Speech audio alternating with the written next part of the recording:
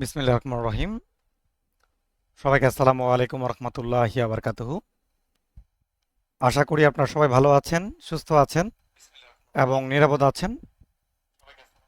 আমি আপনাদের সাথে আছি মোহাম্মদ আল আমিন, লেখক উৎকর্ষ জিকে। আপনারা সবাই আমাকে একটু কমেন্টের মাধ্যমে জানান যে আমাকে আপনারা ভালোভাবে শুনতে পাচ্ছেন কিনা এবং ভালোভাবে দেখা যাচ্ছে কিনা। তাহলে আজকে আমরা আমাদের আলোচনা শুরু করব। আজকে সাধারণ জ্ঞানের ক্লাস থাকবে। ইয়েস, আমাদের সাথে অনেকে যুক্ত হয়ে আছে। হালিমা আফরোজ কণা, কেমিস্ট্রি শামিমা নাসরিন, ফাবিতা আক্তার।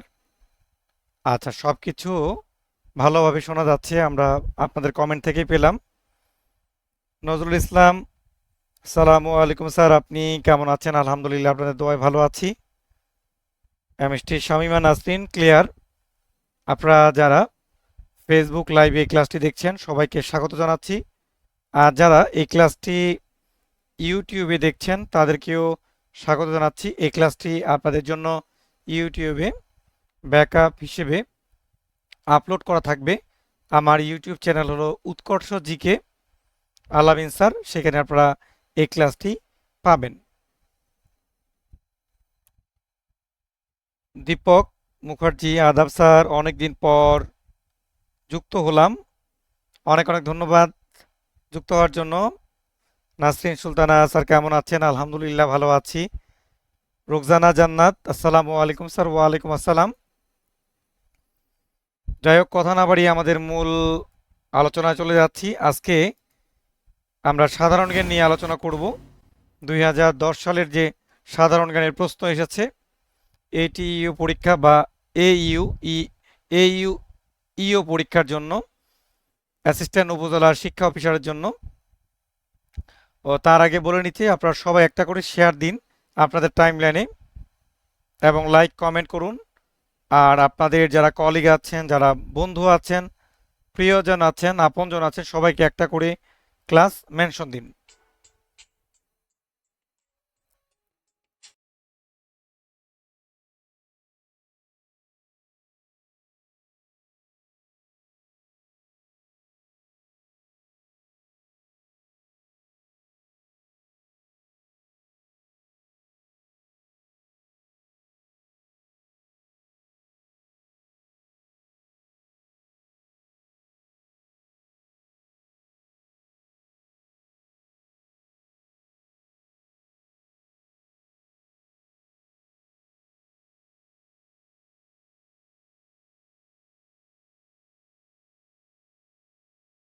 আচ্ছা,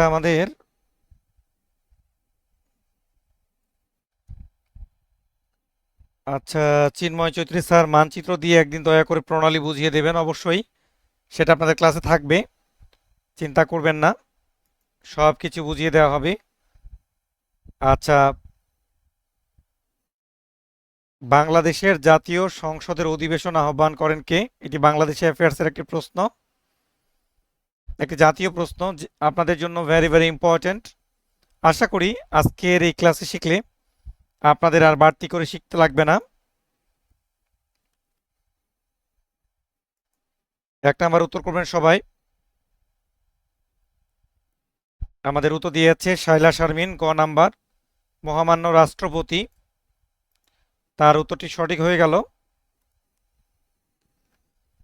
আমাদের সংবিধান অনুযায়ী, আমাদের সংবিধানের 72-এর 1 অনুচ্ছেদ অনুযায়ী জাতীয় সংসদের অধিবেশনের আহ্বান করবেন কে?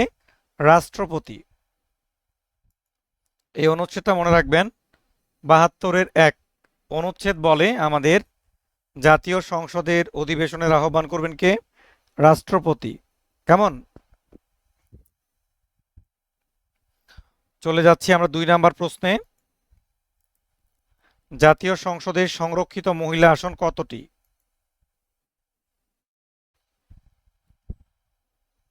জাতীয় সংসদের সংরক্ষিত মহিলা আসন, আমরা জানি যে আমাদের জাতীয় সংসদের আসন রয়েছে, তার মধ্যে নির্বাচিত আসন রয়েছে প্লাস মহিলা আসন রয়েছে সংরক্ষিত। উত্তর দিয়েছে রুনা রুহান।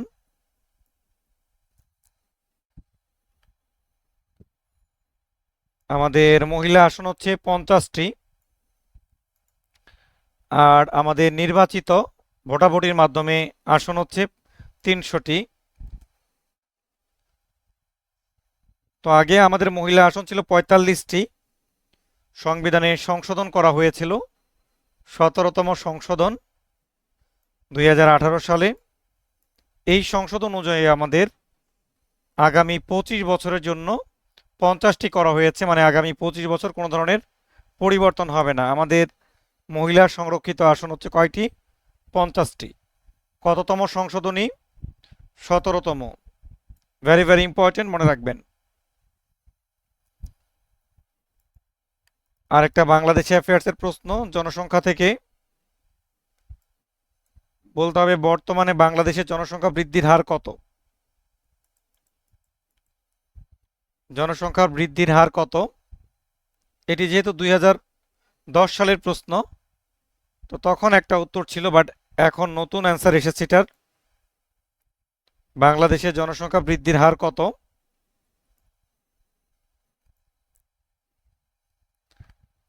2010 সালে আমাদের ছিল, তখনকার উত্তর অনুযায়ী 1.37%, কিন্তু বাট এখন এটির পরিবর্তন হয়েছে।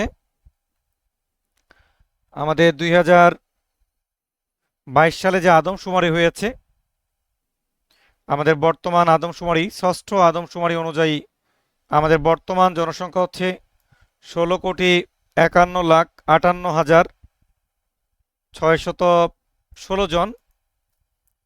আর বর্তমান জনসংখ্যা বৃদ্ধির হার 1.22%। এটি মনে রাখবেন, ভেরি ভেরি ইম্পর্টেন্ট।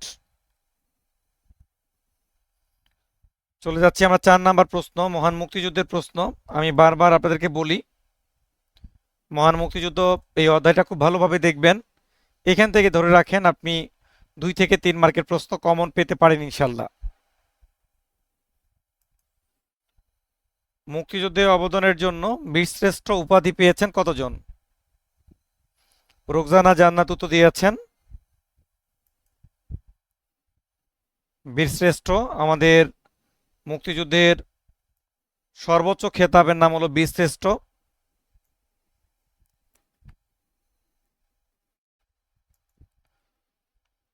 বীরশ্রেষ্ঠ উপাধি পেয়েছেন 7 জন। এই মহান মুক্তিযুদ্ধের বীরশ্রেষ্ঠ রিলেটেড এই তথ্যগুলো মনে রাখবেন, আপনার আগামী পরীক্ষার জন্য কাজে লাগবে। আমাদের বীরশ্রেষ্ঠ হচ্ছে 7 জন, বীর উত্তম হলো আমাদের 67 জন, বীর বিক্রম হলো 174 জন, বীর প্রতীক হলো আমাদের 424 জন।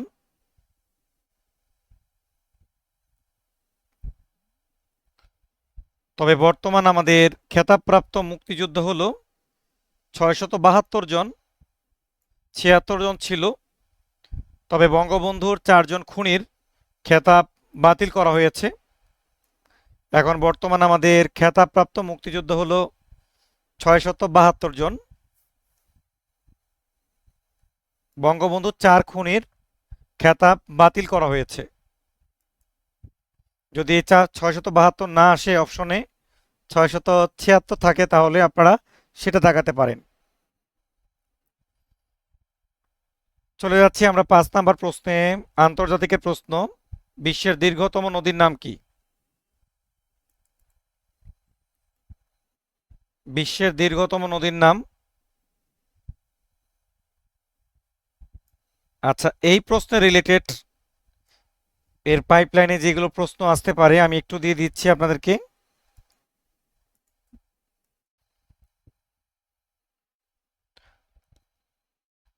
আচ্ছা, 5 নাম্বার উত্তর দিয়েছেন ফাবিতা আক্তার। বিশ্বের দীর্ঘতম নদীর নাম হলো নীলনদ। নীলনদ হলো পৃথিবীর দীর্ঘতম নদী। আর পৃথিবীর যদি বলা হয় বৃহত্তম নদীর নাম কি, তাহলে উত্তর হবে আমাজন।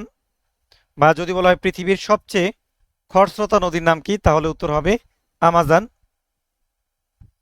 আর ভলগা নদীটা রাশিয়াতে অবস্থিত। বিশ্বের দীর্ঘতম নদীর নাম নীল নদ, যে নদীটি আফ্রিকা মহাদেশের তানজানিয়ার ভিক্টোরিয়া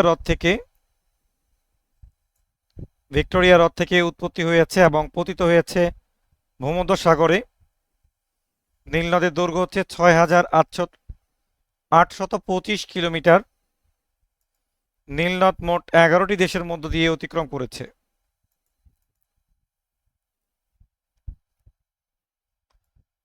6 নম্বর জানাবেন সবাই, দাস প্রথা বিলুপ্ত করেন কে? দাস প্রথা এটি আমেরিকার একটি প্রথা ছিল। আমেরিকার কোন প্রেসিডেন্ট এই প্রথা বিলুপ্ত করেছিলেন? সবাই একটু জানাবেন।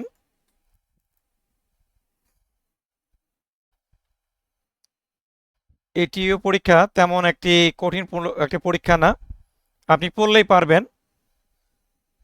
রোকজানা জান্নাত উত্তর দিয়েছেন আমাদেরকে। ফাবিতা আক্তার, আব্রাহাম লিঙ্কন। ইয়েস, এটির উত্তর হচ্ছে আব্রাহাম লিঙ্কন। এই আব্রাহাম লিঙ্কন ছিলেন আমেরিকার 16তম প্রেসিডেন্ট। তিনি কৃতদাস প্রথা বিলুপ্ত করেছিলেন 1863 সালে এবং নাগরিকদের মর্যাদা দিয়েছিলেন। এই আব্রাহাম লিঙ্কন তিনি আমেরিকার গৃহযুদ্ধের সময় একটি ঐতিহাসিক ভাষণ দিয়েছিলেন, যেটির নাম হলো গেটিসবার্গের ভাষণ। গেটিসবার্গের ভাষণ আমাদের বঙ্গবন্ধুর 7ই মার্চের ভাষণকে গেটিসবার্গের ভাষণের সাথে তুলনা করা হয়। চলে যাচ্ছি আমরা 7 নাম্বার প্রশ্নে, উত্তর জানাবেন। 7, 2009 সালে শান্তিতে নোবেল পুরস্কার পেয়েছেন কে?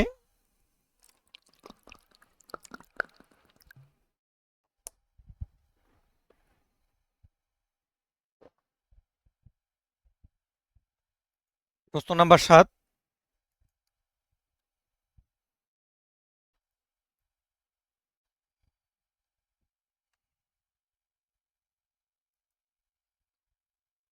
2009-তে নোবেল পুরস্কার পেয়েছেন Barack Hossain Obama. Barack Obama.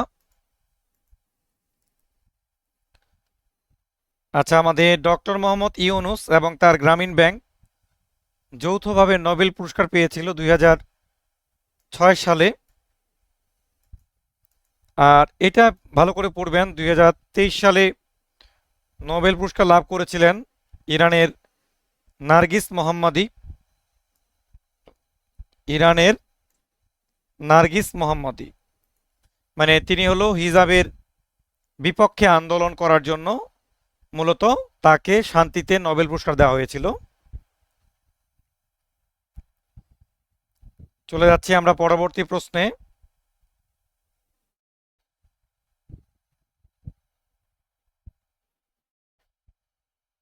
Hamlet নাটকটি কে লেখেন? হ্যামলেট নাটকটি কে লিখেছেন? প্রশ্ন নাম্বার দিয়ে উত্তর করবেন সবাই আপনারা। হ্যামলেট নাটকটি কে লিখেছেন?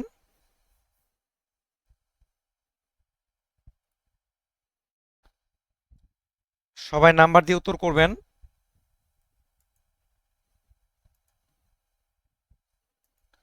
হ্যামলেট নাটকটি কে লিখেছিলেন? আমাদের চিন্ময় চৈতি উত্তর করেছেন। হ্যামলেট নাটকটি রচনা করেছেন শেক্সপিয়ার। এটা তার মূলত একটি ট্র্যাজেডি। আচ্ছা, এই প্রশ্নপত্রের আলোকে যেই আপনারা উত্তরগুলো মনে রাখবেন, ইনফরমেশনগুলো, এগুলো দিয়ে আপনি 100% আপনার পরীক্ষায় কাজে লাগাতে পারবেন। এখানে কোনো অপ্রাসঙ্গিক একটি মাত্র তথ্য নেই। উইলিয়াম শেক্সপিয়ারের একটি বিখ্যাত ট্র্যাজেডি হলো হ্যামলেট। এই নাটকের প্রধান চরিত্রগুলো মনে রাখবেন: হ্যামলেট, আফিলিয়া, গরট্রুড, ক্লাউডিয়াস। আর এদিকে রবার্ট ফ্রস্ট হলেন একজন মার্কিন কবি ছিলেন। আর আর্নেস্ট হেমিংওয়ে একজন মার্কিন সাংবাদিক এবং সাহিত্যিক ছিলেন। আর জন কিটস তিনি ছিলেন একজন ইংরেজ সাহিত্যিক, রোমান্টিক কবি ছিলেন।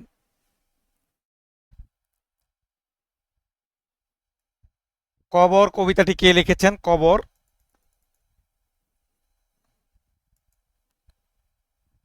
প্রশ্ন নাম্বার 9, কবর কবিতাটি কে লিখেছেন?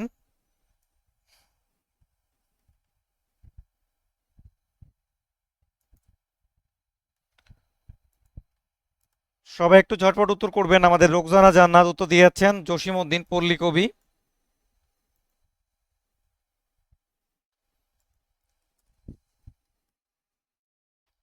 কবর কবিতাটি রচনা করেছেন পল্লী কবি জসিমউদ্দিন। তিনি ছাত্র অবস্থায় থাকতেই এই কবিতাটি মাধ্যমিক পাঠ্যপুস্তকে তালিকাভুক্ত হয়েছিল। এই কবিতাটির 118 লাইন রয়েছে।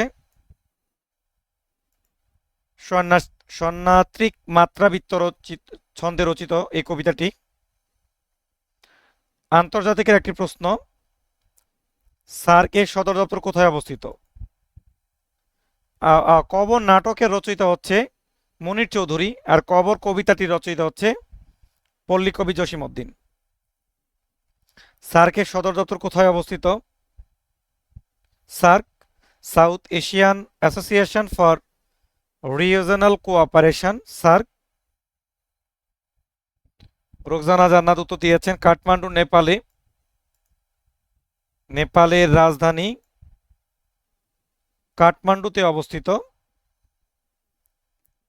আমি সার্ক থেকে একদম লেটেস্ট কিছু তথ্য দিব ইনশাল্লাহ। আশা করি সার্ক থেকে আর পড়তে হবে না, একদম পুরো লেটেস্ট ইনফরমেশন। সার্ক হচ্ছে একটি আঞ্চলিক সংগঠন যা প্রতিষ্ঠিত হয়েছিল 8 ডিসেম্বর 1985 সালে। এটি মনে রাখবেন। সার্কের সদর দপ্তর কাঠমান্ডু, নেপালে। সার্কের বর্তমান সদস্য রাষ্ট্র হচ্ছে 8টি। সর্বশেষ সদস্য রাষ্ট্রের নাম হচ্ছে আফগানিস্তান। সার্কের বর্তমান তথা পঞ্চদশ মহাসচিবের নাম হলো গোলাম সারোয়ার। গোলাম সারোয়ার।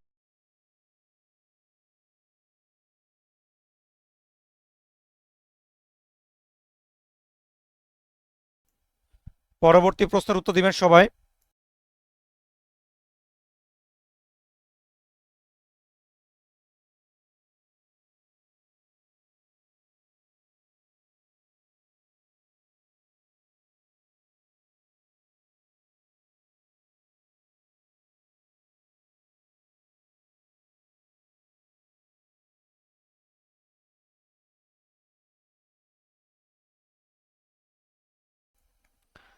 আচ্ছা, 11 নম্বর জানাবেন সবাই।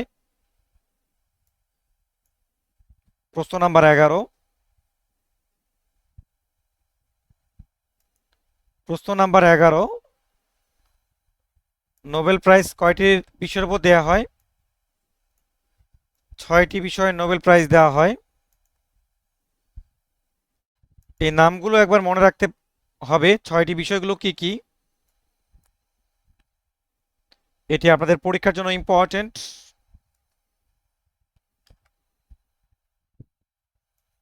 নোবেল প্রাইজ দেওয়া হয় 6টি বিষয়ের উপরে। বিষয়গুলো হচ্ছে সাহিত্য, পদার্থবিদ্যা, রসায়ন, অর্থনীতি, চিকিৎসা বিজ্ঞান এবং শান্তি। তো বন্ধুরা, আজকের ক্লাসটি আপনারা যারা দেখছেন, কে কোথা থেকে দেখছেন কমেন্টের মাধ্যমে জানান। ক্লাসটি আপনাদের কাছে কেমন লাগছে তাও জানান। আর আপনারা কারা এটিইউ পরীক্ষার্থী আছেন কমেন্টের মাধ্যমে জানান। যারা আপনারা পরীক্ষার্থী আছেন, অনেকেই আমাকে ইনবক্সের মাধ্যমে জানতে চেয়েছেন আমি অল্প সময়ে কিভাবে এটিইউর প্রিপারেশন নিতে পারি। যেহেতু আমাকে স্কুল করতে হয়, স্কুলে সময় দিতে হয়। অনেকে বলেছেন যে আমাকে পিটিআই ট্রেনিং করতে হয় বা ট্রেনিংয়ে আছি। অনেকে বলে যে আমাকে পরিবারকে সময় দিতে হয়। আমার হাতে একদম সময় নেই। এই অল্প সময়ে আমি কিভাবে নিজেকে একটা ওয়েল প্রিপারেশন নিতে পারবো, অনেকেই জানতে চেয়েছেন।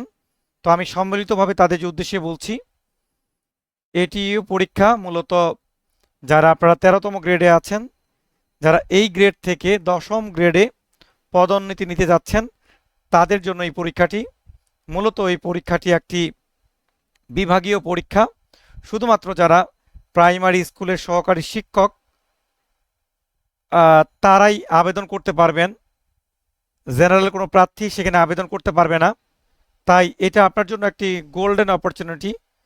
কারণ এই মুহূর্তে যারা প্রাইমারি স্কুলের চাকরি করছেন তারা অনেকেই দীর্ঘদিন থেকে চাকরির পড়াশোনার থেকে অনেক দূরে আছেন। তাই এই সময়ে যদি আপনি একটা ভালোভাবে প্রিপারেশন নিতে পারেন, সেটা বাংলা, সেটা জিকে, সেটা ম্যাথ, সেটা ইংরেজি, যদি আপনি বিগত সালের প্রশ্নগুলো অ্যানালাইসিস করে দেখেন এবং এই আলোকে যদি আপনি অধ্যায় ভিত্তিক টপিক ধরে ধরে বেসিক টু অ্যাডভান্স ওয়েতে যদি পড়তে পারেন, তাহলে ইনশাল্লাহ আপনি আপনার স্বপ্নের দ্বার প্রান্তে পৌঁছতে পারবেন ইনশাল্লাহ। আর আরেকটা কথা ভুলে গেলে চলবে না, যেহেতু এখানে কম্পিটিশনটা অনেক বেশি হবে, বাংলাদেশের সব প্রাইমারি স্কুলের যারা শিক্ষক আছেন সবাই ফাইট করবে। তাই এখানে আপনার A1 প্রিপারেশন দরকার। তাই যেহেতু আপনারা প্রিলিমিনারি প্রস্তুতি নেবেন, আমি মনে করি যে আপনারা প্রিলির পাশাপাশি যে লিখিত 200 নাম্বারের প্রিপারেশন আছে এর মধ্যে অন্তত আপনারা 50% প্রিপারেশন যদি এখনই ধরে ধরে নিয়ে রাখতে পারেন, তাহলে আপনি প্রথমবারই পরীক্ষা দিয়ে ভালো কিছু করতে পারবেন। কারণ প্রিলিমিনারির মাত্র 3 থেকে 3.5 মাসের মধ্যে আপনার লিখিত পরীক্ষা অনুষ্ঠিত হবে। এই লিখিত পরীক্ষায় আপনাকে এসে লিখতে হবে, ফ্রি হ্যান্ড রিটেন লিখতে হবে, ট্রান্সলেশন লিখতে হবে। তাই এই অল্প সময় আপনি প্রিপারেশন নিতে পারবেন না। তাই আমি বলবো যে এই মুহূর্তে আপনারা প্রিলির পাশাপাশি লিখিত প্রিপারেশন নিয়ে রাখতে পারেন।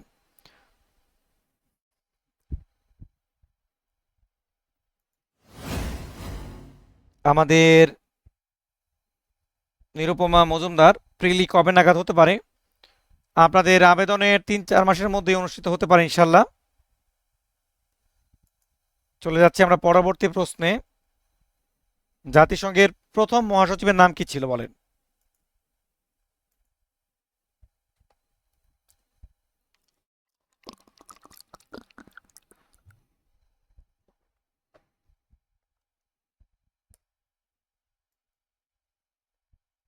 জাতিসংঘের প্রথম মহাসচিবের নাম কি ছিল?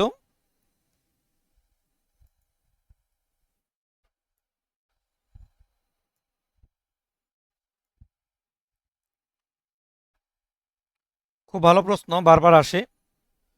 তিনি হচ্ছেন ট্রিগ ভ্যালি, নরওয়ের। জাতিসংঘে যে মহাসচিব তার মেয়াদকাল 5 বছর। তিনি নরওয়ের নাগরিক ছিলেন। জাতিসংঘের ইতিহাসে তিনি একমাত্র পদত্যাগকারী মহাসচিব ছিলেন। আর এখান থেকে আপনারা শিখে রাখবেন যে জাতিসংঘের বর্তমান মহাসচিবের নাম হলো অ্যান্থনিও গুতেরেস, তিনি হচ্ছেন নবম। চলে যাচ্ছি আমরা পরবর্তী প্রশ্নে। ইউরোপিয়ান ইউনিয়ন, সবাই জানাবেন 13 নাম্বার। ইউরোপিয়ান ইউনিয়ন, সবাই প্রশ্ন নাম্বার দিয়ে উত্তর করবেন। প্রশ্ন নাম্বার দিয়ে উত্তর করবেন।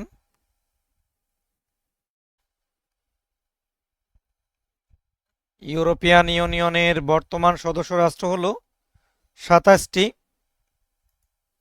28টি ছিল, একমাত্র ইউরোপিয়ান ত্যাগ করেছে যুক্তরাজ্য। ইউরোপিয়ান ইউনিয়ন হলো বিশ্বের সবচেয়ে বড় অর্থনৈতিক জোট। এর সদর দপ্তরটি ভেরি ভেরি ইম্পর্টেন্ট, ব্রাসেলসে অবস্থিত, বেলজিয়ামে। বর্তমান 27টি দেশ, সর্বশেষ হচ্ছে ক্রোয়েশিয়া। গোয়েন্দা সংস্থা থেকে প্রশ্ন আসে, বলতে হবে আপনাদেরকে ইসরায়েলি গোয়েন্দা সংস্থার নাম কি?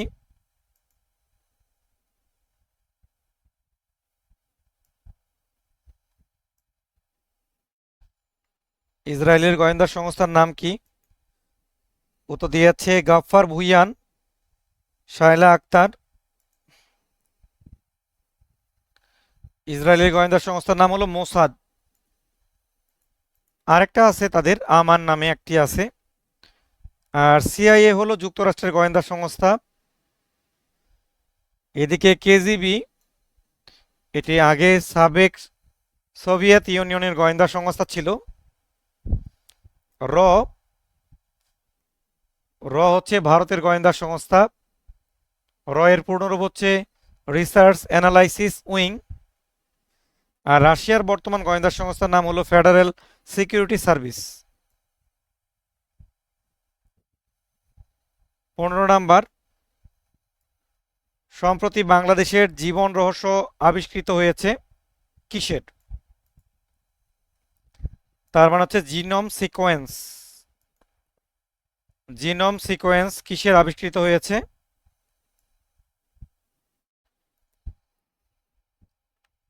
শামীমা নাসরিন তো দিয়েছে রুনা রোহান।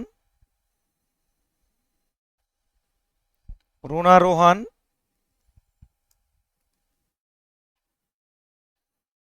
এটি হচ্ছে পাটের।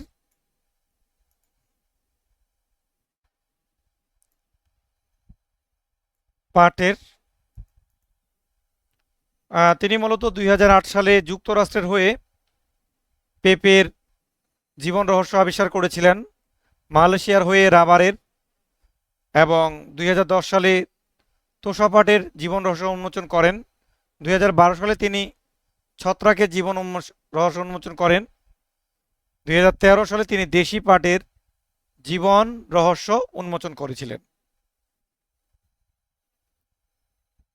16 নাম্বার, চিলি কোথায় অবস্থিত? চিলি পৃথিবীর মধ্যে সবচেয়ে সরু রাষ্ট্রের নাম হচ্ছে চিলি। যে দেশটিকে বলা হয় ল্যান্ড অফ স্টিক।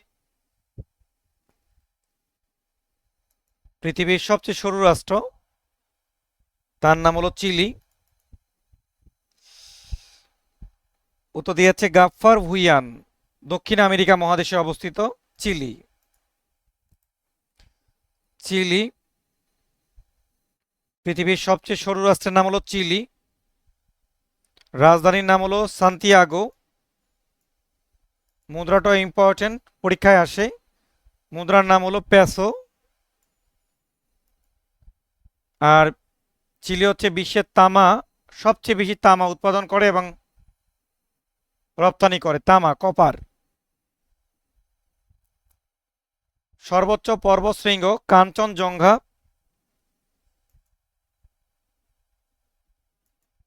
কাঞ্চনজঙ্ঘা কোথায় এটি? সর্বোচ্চ পর্বতশৃঙ্গ। 16 নাম্বার। 17 নাম্বার দিয়েছে Shaila Sharmin. Everest, Mount Everest হচ্ছে পৃথিবীর সর্বোচ্চ চূড়া, যার উচ্চতা হলো 8,850 মিটার। এটি মূলত হিমালয়ের পাহাড়ের একটি সর্বোচ্চ চূড়া। এই চূড়ায় প্রথম অভিযাত্রীর নাম হলো নিউজিল্যান্ডের এডমন হিলারি এবং নেপালের তেনজিং নার্গে। আর বাংলাদেশ থেকে প্রথম এভারেস্ট জয়ী মুসা ইব্রাহিম 23 মে 2010।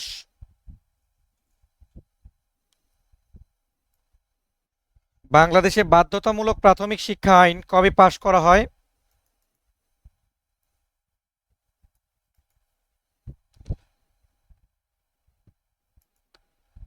বাধ্যতামূলক প্রাথমিক শিক্ষা আইন, গাফফার ভুইয়ান প্রথমত দিয়েছেন। আরো চাচ্ছি উত্তর আপনাদের কাছ থেকে।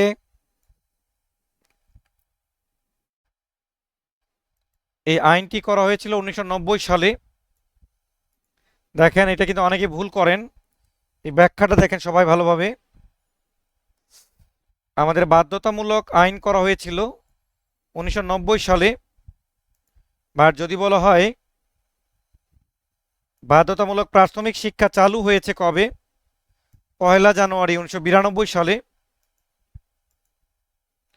92-তে চালু হয়েছিল বাংলাদেশের 68টি উপজেলায়। এবং সমগ্র বাংলাদেশে চালু হয়েছিল 1 জানুয়ারি 1993 সালে।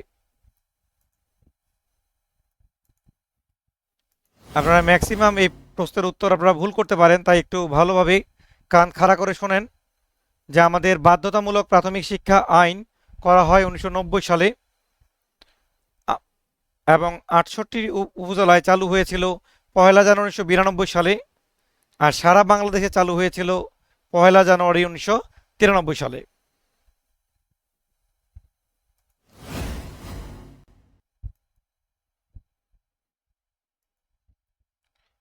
আচ্ছা, 19 নাম্বার জানাবেন, শিল্প বিপ্লব শুরু হয় কবে? আন্তর্জাতিকের প্রশ্ন। শিল্প বিপ্লব এটি কবে হয়েছিল?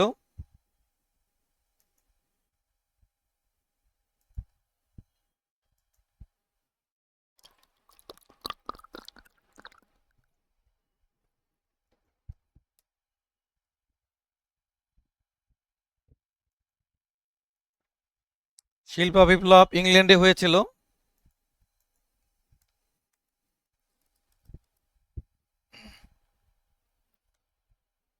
18 শতকের শেষের দিকে হয়। 1760 সালে হয়েছিল শিল্প বিপ্লব।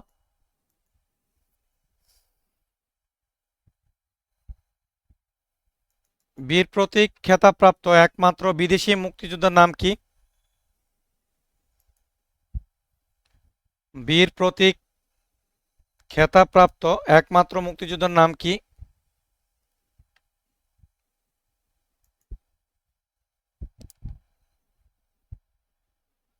একমাত্র মুক্তিযোদ্ধার নাম হচ্ছে WS ওয়াটারল্যান্ড। তিনি জন্মগ্রহণ করেছিলেন নেদারল্যান্ডে আর নাগরিক ছিলেন অস্ট্রেলিয়ার।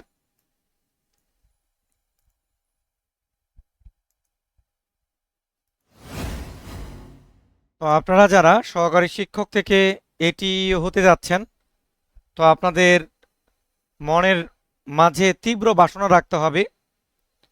এই যুদ্ধে জয় পাওয়াটা কিন্তু অত সহজ না। সারা বাংলাদেশের প্রার্থীরা ফাইট করবে, তবে অনেকেই শুধুমাত্র নামে মাত্র আবেদন করে রাখবে, যে আবেদনের সুযোগ এসেছে অনলাইনে একটি লটারি কাটার মতো করে আবেদন করে রাখবে, ভালোভাবে প্রিপারেশন নেবে না। তবে যারা মূলত সময় বের করে নিয়মিত এই কয়েকদিন ধারাবাহিকভাবে পড়তে পারবেন এবং প্র্যাকটিস করতে পারবেন, তারা মূলত এই পদের জন্য ইনশাল্লাহ মনোনীত হতে পারেন।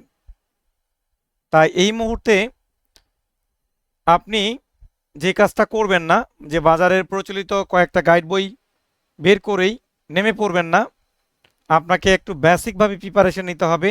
বেসিকভাবে প্রিপারেশন নেওয়ার উপায়টা আমি একটু বলে দিচ্ছি। এই হিডেন টিপস অ্যান্ড ট্রিক্স আপনাদের সাথে শেয়ার করছি। আপনারা মূলত নবম দশম শ্রেণীর বাংলাদেশ ও বিশ্ব পরিচয় বইটি পড়বেন, আর বাংলার জন্য নবম দশম শ্রেণীর ব্যাকরণ বইটি পড়বেন,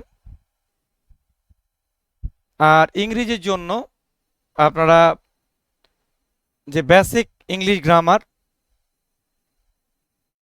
এই ধরনের বইগুলো দেখবেন। আর গণিতের জন্য আপনারা 6 থেকে 10 পর্যন্ত বিষয়গুলো পড়বেন, কারণ দুই একটা গাইড বই পড়লেই কিন্তু আপনি ভালো করতে পারবেন না। যদি বেসিকভাবে এই মুহূর্তে শিখে রাখতে পারেন, লিখিত পরীক্ষায় আপনি দুর্দান্ত পরীক্ষা দিতে পারবেন এবং চাকরিটা পাওয়া আপনার জন্য সম্ভব হবে। আর যেহেতু হাতে কম সময়, তাই একটা প্রপার গাইডলাইন নেওয়ার চেষ্টা করবেন। কি পড়তে হবে, কি বাদ দিয়ে পড়তে হবে, কোথায় থেকে পড়তে হবে, কতটুকু পড়তে হবে, এতটুকু জানার নামে হলো আপনার সফলতা। এতটুকু জানতে পারলেও আপনার বিজয় নিশ্চিত আসবে ইনশাল্লাহ। তাই এই মুহূর্তে আপনি যদি নিজে নিজে চর্চা করেন, নিজে নিজে সিলেবাস থেকে ভেঙে ভেঙে সাজেশন করে বের করে আপনি পড়তে পারেন, কোনো সমস্যা নাই, তবে আপনার সময় লাগবে বেশি। তাই আমি বলবো এই মুহূর্তে আপনারা অনলাইনে বাংলাদেশের ভালো কোনো মেন্টরশিপ সহযোগিতায় আপনি নিতে পারেন। কারণ ভালো মেন্টরস আপনাকে কি করবে, আপনাকে লাইনে চড়িয়ে দিবে এবং ভালো মেন্টরসের গাইডলাইন অনুযায়ী আপনি কি করবেন, জাস্ট কি করবেন, অনুশীলন করবেন, দেখবেন এইভাবে আপনি বের হয়ে আসতে পারবেন। বাট এখন যদি আপনি নতুন করে দুই এক সেট গাইড বই পড়লেন, নিজে নিজে সাজেশন করলেন, কতটুকু পড়বো, কিভাবে পড়বো, নোট করলেন, তার মানে কিন্তু এই সহজ হবে না বিষয়টি। তাই অভিজ্ঞ বাংলাদেশে যারা অনলাইনে পড়াচ্ছেন আপনি তাদের কাছ থেকেও আপনি সেই সাপোর্টটা নিতে পারেন পূর্ণাঙ্গ একটি ধারণার জন্য।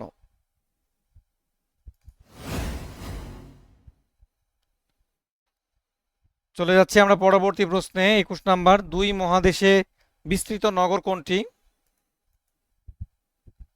দুই মহাদেশে বিস্তৃত নগর কোনটি?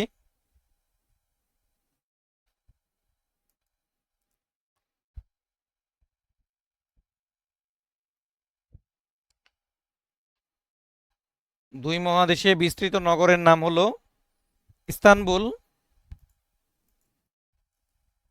এই অপশনগুলো একটু ব্যাখ্যা করে দিচ্ছি। অপশনে আছে কায়রো, কায়রোকে বলা হয় মিশরের কায়রোকে বাজারের শহর বলা হয়। অপশনে আছে কাসাব্লাঙ্কা, এটি মরক্কোর একটা বিখ্যাত সমুদ্র বন্দর। আর প্যারিস, ফ্রান্সের রাজধানী প্যারিস, যাকে বলা হয় সিটি অফ কালচার, যাকে বলা হয় সিটি অফ কালচার। হিরোশিমায় নিক্ষিপ্ত আণবিক বোমার নাম কি ছিল?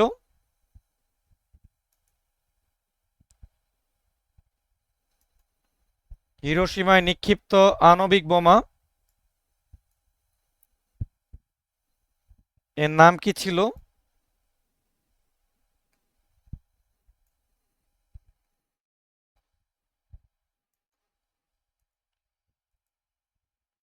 হিরোশিমায় আণবিক বোমার নাম ছিল লিটল বয়। এই লিটল বয় নিক্ষেপ করা হয়েছিল 6 আগস্ট 1945 সালে। পরের 3 দিন পর নাগাসাকিতে ফ্যাটম্যান নামক একটি বোমা নিক্ষেপ করা হয়। আর এই বোমাগুলোর বিস্ফোরণের নির্দেশ দিয়েছিলেন হ্যারি এস ট্রুম্যান, মার্কিন প্রেসিডেন্ট হ্যারি এস ট্রুম্যান। আপনাকে বলতে হবে দুধে কোন অ্যাসিড রয়েছে?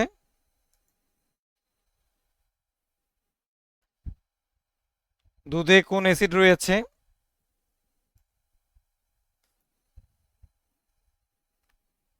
দুধে অ্যাসিড থাকার কথা বলে আবার দুধ খাওয়া বন্ধ করবেন না। দুধে কিন্তু ভিটামিনও আছে, এই অ্যাসিডটা কিন্তু আবার শরীরের জন্য ভালো। দুধে রয়েছে ল্যাকট্রিক অ্যাসিড।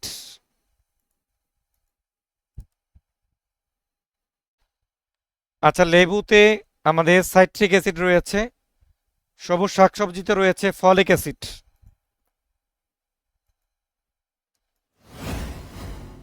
আজকে আমরা 2010 সালের এটিইও পরীক্ষার সাধারণ জ্ঞানের প্রশ্ন সমাধান করলাম। এখন আপনারাই জানাবেন ক্লাসটি আপনাদের কাছে কেমন লাগলো। আর ইংলিশ হাব পেজ থেকে আমরা 3 জন আপনাদের এটিওর পূর্ণাঙ্গ একটি কোর্স আমরা চালু করেছি। এর আগেও আমাদের কাছে এটিওর কোর্সে অনেকে অ্যাডমিশন নিয়েছে, আমরা পড়িয়েছি। ইংরেজির জন্য রয়েছেন মনিরুজ্জামান শাহিন, আপনাদের শাহিন স্যার। গণিতের জন্য রয়েছে শাহাদ স্যার। আর বাংলা এবং জিকের জন্য রয়েছে আমি মোহাম্মদ আল আমিন। আমি দীর্ঘ 15 বছর থেকে দেশের স্বনামধন্য শিক্ষা প্রতিষ্ঠানে ক্লাস নিয়ে আসছি।